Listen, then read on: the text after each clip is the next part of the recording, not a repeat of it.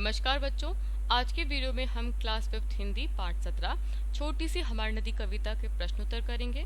तो प्रश्नोत्तर में हमारा सबसे पहला सेक्शन है तुम्हारी नदी। इसमें प्रश्न एक हमसे पूछ रहा है, तुम्हारी देखी हुई नदी भी ऐसी ही है कुछ अलग है? अपनी नदी परिचित नदी के बारे में छूटी हुई जगहों पर लिखो। अब बच्चों जो यहाँ पे शब्द है परिचित, इसका मतलब होता है आपकी नोन, वो नदी जो आप बचपन से देखते आ रहे हो, जिसके बारे में आप जानते हो, उसके बारे में इन पंक्तियों में ये जो हमारे जो फिल इन द ब्लैंक है उसमें लिखिए। तो क्या लिखेंगे हम? चंचल सी हमारी नदी तेज इसकी धार, गर्मियों में हम बच्चे मिलकर जाते पार। तो हमारी नदी कैसी है? चंचल है। धार कैसी इसकी? तेज है। गर्मियों में हम क्या करते हैं? हम बच्चे मिलकर जाते पार। अगला प्रश्न हमसे पूछ रहा है, कविता में दी गई बातों के आधार पर अपनी परिचित नदी के बारे में बताओ। तो बच्चों हमने जो हमारी छोटी सी नदी है उसमें उसके धार के बारे में, पाट के बारे में, बालू के बारे में, कीचड़, किनारे और बरसात में वो नदी कैसे हो जाती है, उन सब के बारे में पढ़ा था। तो हमसे प्रश्न पूछ रहा है कि जो आपकी परिचित नदी है जिसके बारे में आप जानते हो, उन सब के बारे में बताओ कि कैसा है। तो जो हमारी परिचित नदी है उसकी धार कैसी है? तेज है।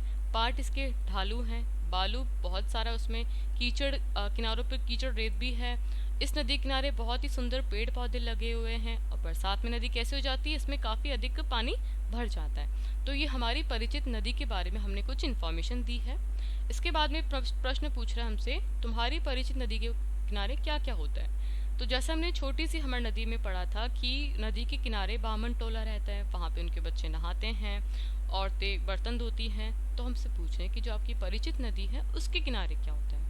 उत्तर, हमारी परिचित नदी के किनारे लोग क्या करते हैं? पूजा पाठ करते हैं, कुछ लोग मछलियाँ पकड़ते हैं, बच्चे नहाते हैं तथा दूसरे लोग अपने अपने अन्य काम करते हैं, जैसे कपड़े धोना, पशु को नहलाना आदि। तो ये सारे काम हमारी परिचित नदी के किनारे होते हैं। हमसे अगला पूछा जा रहा है, कविता के बाहर से प्रश्न है। प्रश्न एक, इस किताब में नदी का जिक्र और किस पाठ में हुआ है? नदी के बारे में क्या लिखा है उसमें? इसका उत्तर क्या होगा? इस किताब में नदी का जिक्र नदी का सफर पाठ में हुआ है, जिसमें नदी के उद्गम, मुहाने, जलप्रपात, उसके मार्ग, गति तथा उससे बनने वाली घाटियों का वर्णन किया गया है। अब बच्चों यहाँ पे कुछ शब्द दे रखे हैं, जैसे उद्गम। उद्गम का मतलब क्या होता है? जहाँ से नदी की स्टार्टिंग होती है उसको क्या कहा जाता है? उद्गम। मुहाना क्या होता है? जैसे ये नदी आ रही है, ठीक है, अब यहाँ पे क्या आपका समुद्र है, तो जहाँ पर नदी समुद्र से मिलेगी, समुद्र में जाएगी, उस वाली जगह को क्या कहा जाता है? मुहाना कहा जाता है। जलप्रपात क्या होता है? वाटरफॉल कहते हैं जिसे। जैसे हाइट से, जैसे पहाड़ी है, यहाँ से नदी आ रही है तो ये क्या बनाएगी? वाटरफॉल बनाएगी। उसके मार्ग के बारे में कि रास्ता कैसा है, टेढ़ा मेढ़ा है। उसकी स्पीड के बारे में कि वो धीरे है कि तेज है। और उससे बनने वाले घाटियों का वर्णन उसमें किया गया।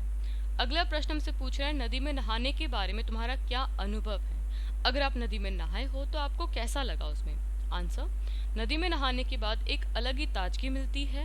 नदी में नहाकर हर प्रकार की थकावट मिट जाती है और शरीर में चुस्ती और फुर्ती आ जाती है। तो नदी में नहाने में काफ़ी हमको मज़ा आता है। यह किसकी तरह लगते हैं? प्रश्न एक, नदी की टेढ़ी मेढ़ी धार। उत्तर क्या होगा इसका? नदी की टेढ़ी मेढ़ी धार सांप की तरह लगती है। जैसे सांप होता है ना टेढ़ा मेढ़ा, उसी तरह से नदी की धार होती है। प्रश्न दो, किचपिच करती मैना किसकी तरह लगती है? किचपिच करती मैना नन्ही सी चिड़िया जैसी लगती है। प्रश्न तीन, उछल उछल के नदी में नहाते कच्चे बच्चे कैसे लगते हैं? उछल उछल के नदी में नहाते कच्चे बच्चे मेंढकों की तरह लगते हैं। अब जिस तरह से मेंढक उछल के पानी में जाते हैं, उसी तरह से बच्चे भी उछल के पानी में जाते हैं। तो हमारा अगला है कविता से। अब ये जो प्रश्न है बच्चों कविता के अंदर से पूछे गए हैं। इस कविता के पद में कौन कौन से शब्द तुकांत हैं, उन्हें छांटो। सबसे पहले तो बच्चों आप क्या करो, अपनी बुक में से ये कविता निकालिए, उसको अच्छे से पढ़िए और देखिए तुकांत शब्द कौन कौन से हैं। अब तुकांत का मतलब क्या होता है? जिसको हम इंग्लिश में बोलते हैं राइमिंग वर्ड्स, जिसकी साउंड कैसी आती है? सेम आती है। एग्जाम्पल ले लेते हैं हम यहाँ पर, कविता के तुकांत शब्द कौन से हैं? इस कविता के पद में निम्नलिखित शब्द तुकांत हैं, जैसे धार, पार, आवाज़ सेम आ रही ना, धार, पार, चालू, ढालू, नाम, घाम, डार, सियार, वन, सघन, नहाना, छाना, रेती, देती, उतराती, दन्नाती, रोला और टोला। तो ये सब क्या हो गए? इसके तुकांत शब्द हो गए। अगला हमारा, किस शब्द से पता चलता है कि नदी किनारे जानवर भी जाते थे? अब सोच के बताइए आप। उत्तर क्या होगा इसका? पार जाते ढोर डंगर। और ढोर डंगर का मतलब क्या होता है? जानवर।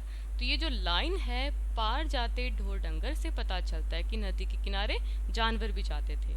प्रश्न तीन हमसे पूछ रहा है, इस नदी के तट की क्या खासियत थी? तो इस नदी की खासियत ये है कि इसके तट कैसे ऊंचे थे। प्रश्न 4 हमसे पूछ रहा है, अमराई दूजे किनारे चल देती। तो आपकी बुक में जो आपका पैराग्राफ है इसको तो आप पहले अच्छे से पढ़ लीजिए, अमराई दूजे किनारे से लेकर चल देती तक। और तो फिर कविता की ये पंक्तियां नदी के किनारे का जीता जागता वर्णन करती है, उसके पास का जो पूरा सीन है आपको बताती है कि वहाँ पे क्या चल रहा है। तो तुम भी निम्नलिखित में से किसी एक का वर्णन अपने शब्दों में करो। तो हमसे पूछा गया है, हफ्ते में एक बार लगने वाला हाट बाजार के बारे में आप अपने शब्दों में बताइए कि आपने वहाँ पे क्या देखते हो। उत्तर, हर क्षेत्र में एक छोटा बाजार लगता है जिसमें हर तरह का घरेलू सामान मिलता है। हमारा हाट बाजार सोमवार को लगता है। यहाँ की रौनक देखने वाली होती है। बच्चे से लेकर बड़े तक इस बाजार का हिस्सा होते हैं। हम अक्सर यहाँ जाते हैं। यहाँ हम सप्ताह भर का सामान लाते हैं। मैं माता जी के साथ यहाँ पर चाट पकौड़ी, जलेबी और आइसक्रीम खाने जाती हूँ। तो बच्चों, सप्ताह में एक बार लगने वाले बाजार को क्या कहा जाता है? हाट बाजार कहा जाता है। और यहाँ पर मैंने पूरे पैराग्राफ में आपको बताया कि वहाँ पर क्या सीन होता है। अगला है, तुम्हारे शहर या गांव की सबसे ज़्यादा चहल पहल वाली जगह, उसके बारे में बताइए। तो मेरे घर के पास एक बहुत बड़ा मॉल है। यहाँ पर बहुत चहल पहल होती है। यहाँ पर सिनेमा हॉल, तरह तरह के व्यंजन तथा सामान मिलते हैं। यहाँ सुबह 10 बजे से लेकर रात 10 बजे तक बहुत चहल पहल होती है, काफ़ी भीड़ भाड़ होती है। यहाँ सब अपने परिवारों के साथ आते हैं। हम भी यहाँ जाते हैं। छुट्टी के दिन यहाँ जाना बहुत अच्छा लगता है। तो ये मैंने किसका एक्सप्लेन किया है कि वो जगह जहाँ पर काफ़ी चहल पहल रहती है।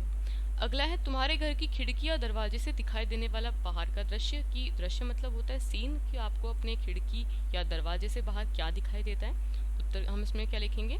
मेरे घर से सड़क का दृश्य दिखाई देता है। सड़क पर बहुत सुबह से लेकर शाम तक असंख्य गाड़ियाँ चलती रहती हैं। यहाँ हमेशा चहल पहल रहती है। रात के समय सड़क का नज़ारा देखना बहुत ही अच्छा लगता है। रोशनी से चमकती हुई सड़कों पर जब गाड़ियाँ चलती हैं तो लगता है मानो तारे दौड़ रहे हैं। तो ये मैंने अपने घर के जो खिड़की से दरवाजे से जो सीन दिखता है वो लिखा है। आप अपने हिसाब से लिख सकते हो। ऐसी जगह का दृश्य जहाँ कोई बड़ी इमारत बन रही है, तो उसमें क्या लिखेंगे? हमारे घर के नज़दीक लोगों के रहने के लिए बड़ी इमारत बन रही है जिसको हम बोलते हैं कॉम्प्लेक्स। यहाँ हमेशा मजदूर काम कर रहे होते हैं। बड़ी बड़ी मशीनों में सीमेंट का गोल तैयार किया जाता है। उसे मजदूर पंक्ति बनाकर इमारत बनने वाले स्थान पर पहुँचाते हैं। वहाँ चारों ओर ईंट, रोड़ी, लोहे की सलाखें पड़ी रहती हैं। मजदूर के बच्चे उन पर खेल रहे होते हैं। वहाँ बहुत शोर होता है। तो ये बच्चों कुछ हमसे कंडीशंस पूछिए कि इन जगहों पर आपको कैसा सीन दिखता है। तो इस तरह से आपको जो आपका सृजनात्मक लेखन वाला पार्ट होता है एग्जाम में, उसमें ये क्वेश्चन पूछे जा सकते हैं। अगला हमारा, ऊपर लिखे शब्दों के लिए कविता में कुछ खास शब्दों का इस्तेमाल किया गया है। इन शब्दों को अक्षर जाल में ढूंढो। शब्द कौन से? तेज गति, शोर, मोहल्ला, धूप, किनारा, घना।